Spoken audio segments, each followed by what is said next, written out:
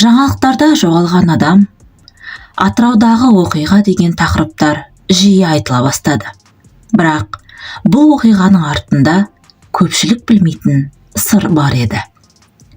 Ержан есімді ер адам бірнеше күн бойы байланысқа шықпай қалады. Туыстары алғашында мән бермейді. Аңшылыққа кеткен шығар деп ойлайды. Бірақ үшінші күн дегенде алаңдай бастайды.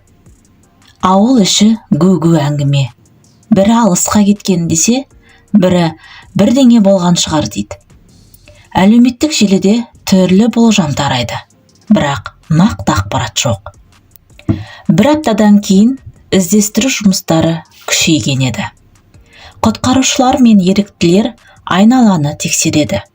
Сол сәтте ауыл ішіндегі ескі қыстаудан күмәнді іздер табылады. Ешкім нақты не болғанын білмейді. Тергеу басталады. Бірақ ресми ақпарат аз беріледі. Бұл үнсіздік халық арасындағы қауесетті одан әрі күшейтеді.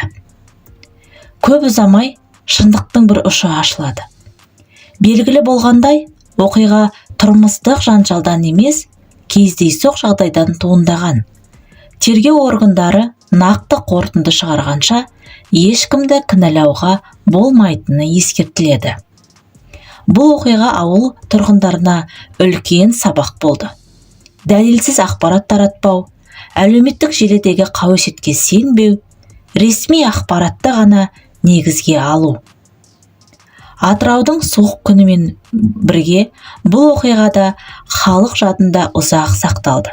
Кейде ең үлкен трагедия белгісіздік пен қауесет екенін бәрі түсінгендей болды. Іздестіру жұмыстары тоқтаған жоқ.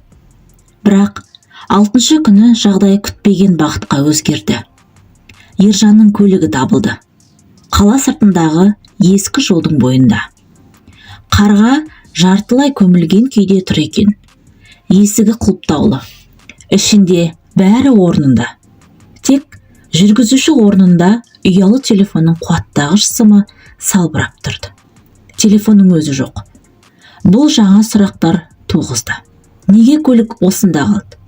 Неге ол әлі әрі қарай жаяу кеткен? Кімді кездестірмек болды? Әлеуметтік желіде тағы да қызды. Бірі құпия кездесу деді, бірі жасырындау деп жазды. Бірақ тергеушілер бір ғана нәрсені нақты айтты. Дәлелсіз ақпарат таратпаңыздар. Сол түні ауа райы туралы деректер тексерілді. Расында да түнгі уақытта тұман қоюланып, көріну қашықтығы күрт төмендеген. Далада бағыттан адасу өте оңай болған. Еріктілер көлік тұрған жерден бастап айналаны тағы бір мәрте шолып шықты. Бірнеше 100 метр қашықтықта қар астынан аяқ іздерінің көмескі ізі байқалды. Жел ұшырып кеткенімен бағыт бір нәрсені меңзеп тұрғандай еді. Іздеу аумағы кеңейтілді. Уақыт өткен сайын достарының үміті мен қорқынышы қатары арпалысты.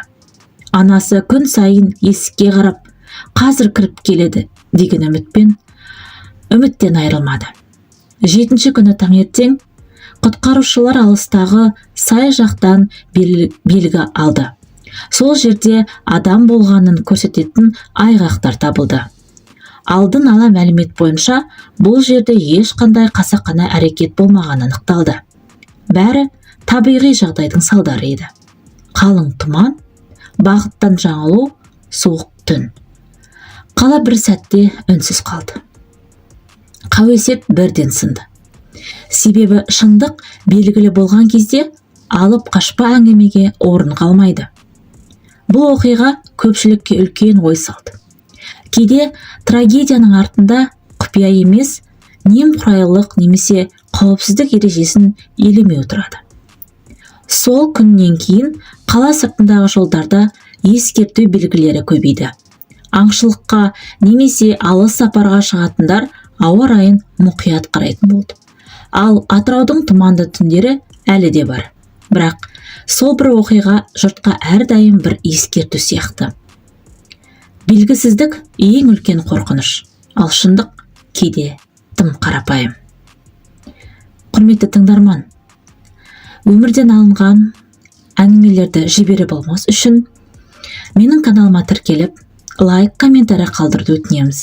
Бұл біз үшін аса маңызды.